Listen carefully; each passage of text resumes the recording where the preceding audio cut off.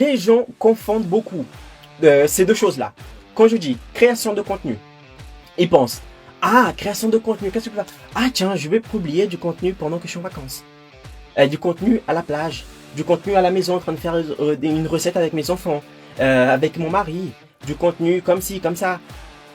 Non, ce n'est pas comme ça, vous confondez ces deux choses. Il faut que vous sépariez deux choses.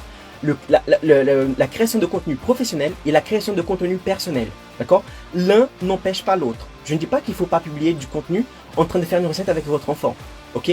C'est juste que si dans le compte dans lequel vous publiez ce contenu, il faut que dans le compte professionnel, bien sûr, par exemple, vous avez un compte Instagram dans lequel vous exercez, vous créez du contenu et que vous êtes travailleur indépendant. D'accord? Par exemple, maquilleuse. Vous êtes maquilleuse et vous avez un compte Instagram. Quand je dis que l'un n'empêche pas l'autre, c'est que vous pourrez publier ces deux genres de contenu.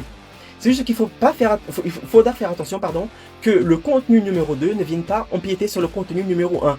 C'est-à-dire que si le but du compte Instagram dans lequel vous êtes en train de publier, c'est d'avoir plus de clients, il ne faut pas avoir plus de recettes, d'accord, que de contenu sur, par exemple, sur le maquillage, si on prend l'exemple de la maquilleuse.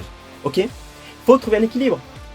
Il faut publier plus de contenu sur le maquillage que du contenu sur du petit chat, des vacances avec votre amoureux, votre amoureuse, en train de faire des gâteaux, etc. etc. Ok? Vous pourrez publier ça de temps en temps, mais pas beaucoup. Parce que si vous commencez à publier ça, qu'est-ce que vous allez faire? Vous allez ensuite suivre ma stratégie, vous allez distribuer ce contenu, c'est-à-dire investir pour que ce contenu touche votre public, votre audience cible. La personne, peut-être qu'elle est la bonne, donc elle est intéressée par tes services, mais comme elle va voir que ton contenu n'est pas le contenu qui montre ton professionnalisme, qui montre que tu as une certaine notoriété, un contenu qui montre les témoignages des autres des personnes qui sont passées par tes services, par tes produits, qui montre par exemple un avant et un après d'un de tes clients, de tes clientes, qu'est-ce qu'elle va faire? Elle va dire, je croyais qu'ici, il y allait avoir des trucs qui allaient me satisfaire, qui allaient combler mes besoins pour que je puisse ensuite l'appeler pour fixer un rendez-vous. Mais en fait, c'est pas ça. Donc, qu'est-ce que je fais? Je sors.